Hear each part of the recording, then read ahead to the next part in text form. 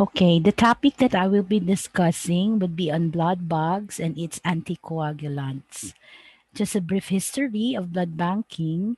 In 1628, William Harvey discovered that there is a fluid circulating within the human body system and that they called it blood, so the circulation of blood. In 1665 was the first recorded successful blood transfusion by Richard Lower, but it was not well documented. The first well documented successful transfusion of human blood to a patient took place in 1818 by James Blundell. Then, succeeding to the work of James Blundell was the several attempts for transfusion, and that increases the mortality. That case of increasing mortality led to the investigation of Karl Landsteiner in 1900s. He thought that there are substances that might be present within the patient's blood and donor's blood that have may have reacted, causing the mortality of both the recipient and the donor, because they would see to it the donor may also have not been qualified to donate blood. It was in 1900s that Karl Landsteiner developed or discovered the three phenotypes of the ABO, your phenotype A, B, and O.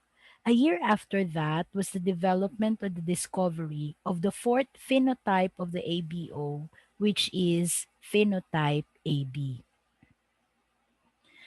Now, the milestones in blood preservation history.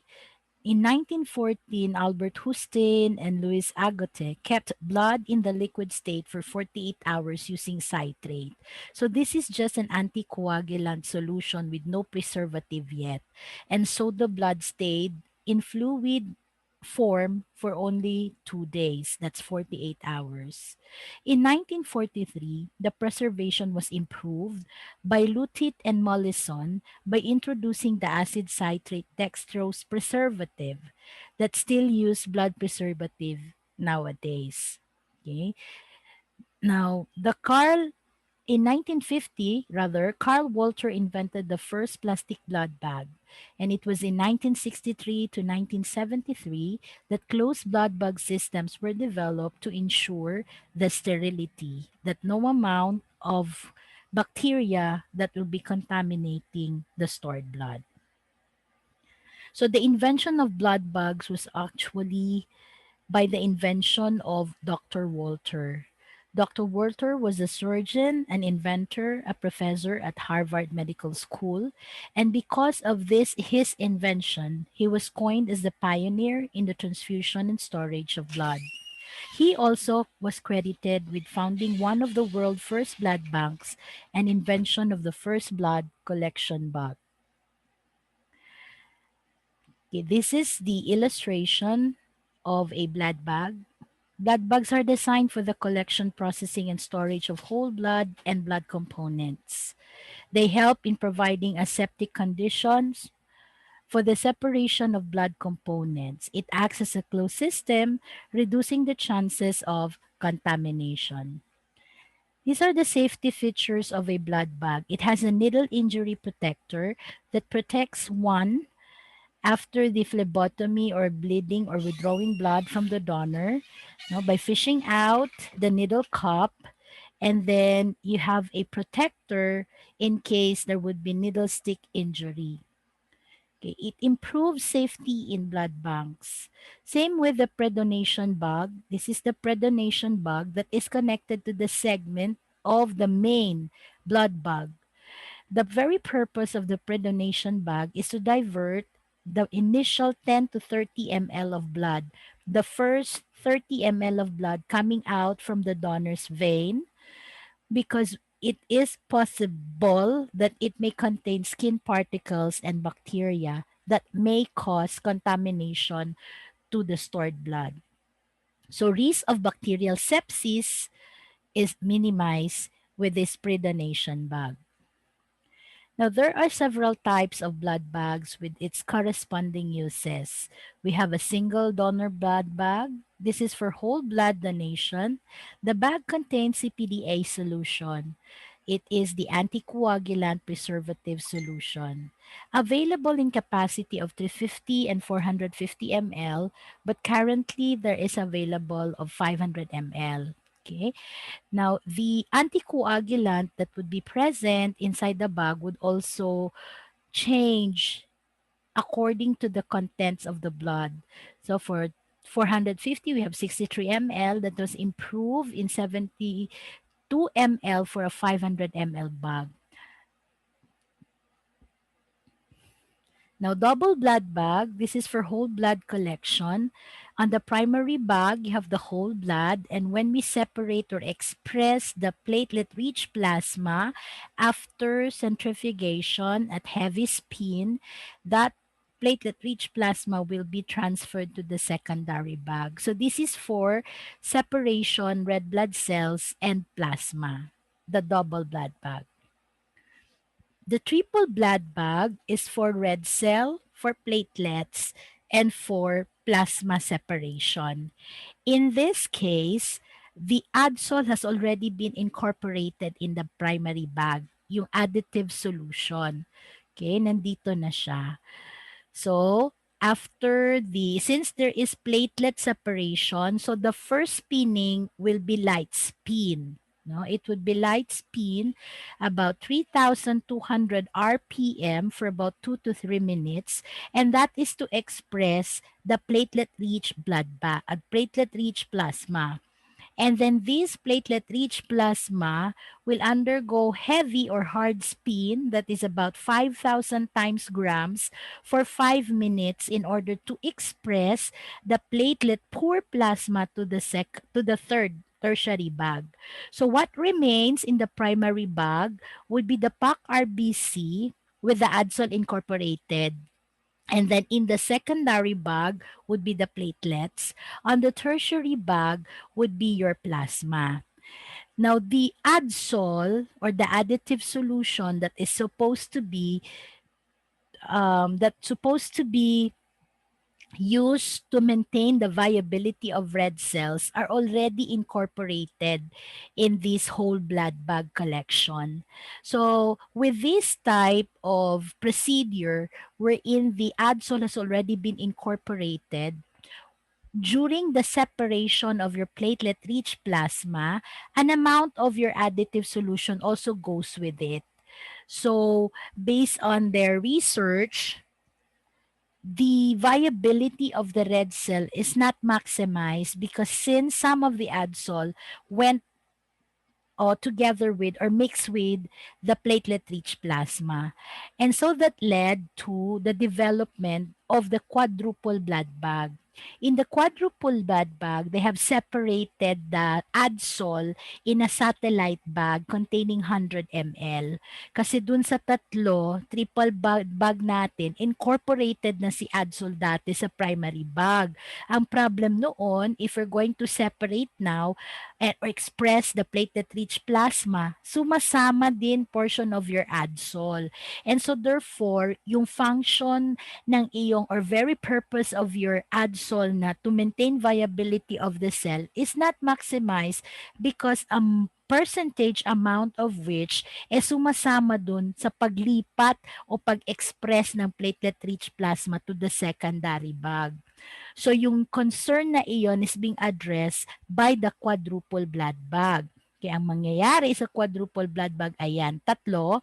And then itong pang-apat na nasa gitna, actually second to the primary bag is your satellite bag that contains the adsol. Okay? So, dito papasok yon ang ating adsol. So, this is quadruple. So which means to say we are separating platelet. So yung whole blood mo will undergo light spin, that is 3,200 RPM for 2 to 3 minutes. And then after which, express yung platelet-rich plasma papunta sa secondary bag. After expressing the platelet-rich plasma, yung laman ng iyong satellite bag na adsol, doon pa, no? That's the time it will be added to the primary bag containing the packed red cell. In that way, walang masasama dun sa separation sa plasma, okay? So therefore, yung function ng iyong adsol will be maximized. Para saan ba si adsol? This is to maintain viability of your red cell. Kasi once you have separated the platelet-rich plasma, expressing it to the secondary bag, sumasama doon ang ating anticoagulant preservative solution. So wala nang matitira ngayon or meron man very, very small amount is remain dito sa ating PAC-RBC. So therefore, itong adsol na ihahalo mo will improve, no? Will improve the volume, yung nawalang anticoagulant preservative solution. The main component of your adsol is SAG-M, saline, adenine, glucose, and mannitol. Saline is to maintain the isotonic solution yan. So therefore, it maintains the isotonic pressure of your red cell, maintaining its biconcave disc. Yung adenine mo will be a substrate for ATP production. Diba? A stands for adenine triphosphate. So yung adenine doon na dinagdag in your SAG-M sa adsol will be a substrate for the production of the ATP. Okay? And then yung glucose tsaka mannitol will now be the main glucose supply for the red cell to still continue in vitro anaerobic glycolysis in order to produce the ATP requirement of the red cell. Okay, so that's how your adsol maintains the viability of the red cell after the component separation of your platelet-rich plasma. Aside from that, yung ating pag-express ng plasma to the secondary bag, that means all our cellular components na lang natira sa primary bag, majority is your RBC, of course, your red cell. Okay. So that means you have very less fluid dito, more of the cells. Kaya tumataas yung concentration of the cell. We call it hemoconcentration. Usually, if we're going to determine the hematocrit nito, around 70 to 80% ang hematocrit. So napaka malagkit yung dugo, highly viscous. Pag ito ay ating i-infuse during transfusion, mahihirapan dahil malapot. So yung adsol na dinagdag mo actually will also address that concern. No? The adsol now with dilute, i-dilute niya ngayon yung hemoconcentration and then reducing the hematocrit from 70 to 80% down to 50 to 65%, no, or 60%. So bumaba yung hematocrit level, then therefore adjusted yung ating for a while, I'm so sorry na move ko. Adjusted yung ating hematocrit level.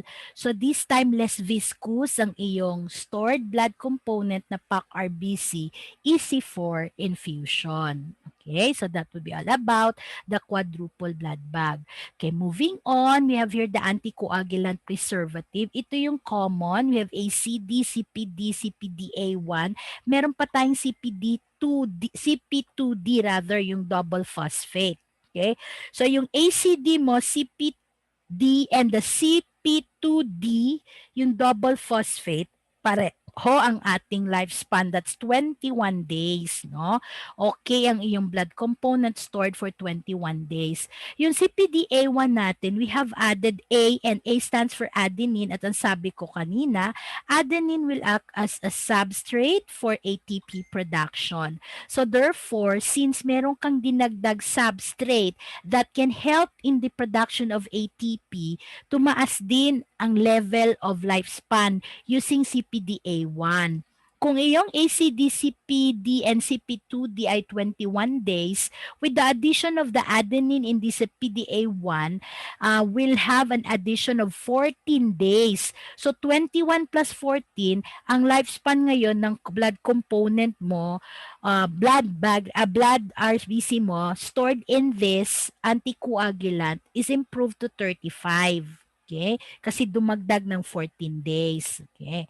So, the very purpose of your anticoagulant preservative solution is to prevent blood from clotting. So, it stays fluid during the entire storage. At the same time, preserve the viability of the cellular component para hindi ito masisira during storage. Okay?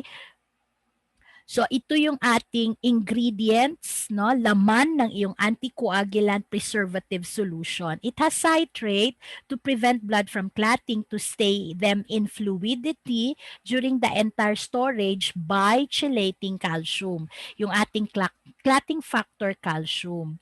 Dextrose naman is needed as a glucose to continue the in vitro anaerobic glycolysis in the RBC. The citric acid prevents the caramelization of the glucose. May sugar yon. Di ba ang sugar, if we are to expose it in high temperature, lalo na with steam, nagkakaramelize. No, saan manggagaling yung autoclaving o yung steam? If you look at yung mga sa YouTube, nung how blood component are separated, makikita mo doon that a big centrifuge machine is placed inside the ref, no? Nasa loob ng isang refrigerator kasi you need to maintain yung temperature, no, ng para storage of blood. Okay? And then nandun siya sa loob ng ref, and that also naka-incorporate na ang sterility or sterilization procedure doon with the use of autoclaving. So, since may expose ngayon, i-autoclave kasi ito after separation niya ng component, although it is done in a closed system, then tendency nun, since we expose it to high temperature, yung glucose mag-tend to caramelize. With the addition of citric acid in the preservative solution, that prevents the caramelization of the sugar. Yung adenine na idadagdag doon, of course, will improve the viability of the red cells by being a substrate to ATP production. And we know that cells will survive for as long as there is a continuous available supply of ATP. Okay. Merong bago ngayon na CPDA2. So, doubled ang iyong adenine. With this, may additional tayo na number of days. The CPDA2 is more improved. Yung ating 35 days sa CPDA1, pwedeng umabot additional of 7 days, aabot siya ng 42 days, no, with the CPDA2. And with recent studies, they have found out pwede nga siya even up to the maximum 49 days. But what has been approved is 42 days lifespan for CPDA2. Okay. So, ito yung additive solution which I have discussed a while ago. Ito yun, no? Ito yung main component niya, the SAGM, saline adenine glucose mannitol. At ito yung ating kanyang pinaka-benefit. No? Benefit natin is maintaining the viability of the red cell at the same time, lowering the high viscosity of the RBC after the separation of the platelet-rich plasma. So with that, reducing the hematocrit, there would be ease of infusion during transfusion yung blood component or your packed RBC with the adsol. So ito yung ating advantages. Okay? So aside from extending the life, from lowering the viscosity, then we can also benefit for a maximum amount of fresh plasma to be harvested. Okay, emphasis natin what is considered fresh when the separation was done after 8 hours or within 8 hours rather after collecting the whole blood. Pag lumagpas tayo sa 8 hours requirement but within 24 hours after collection, tawag na natin doon PF24 or your your plasma, no? Plasma frozen 24. Okay. So that would be all for blood bags and its anticoagulants.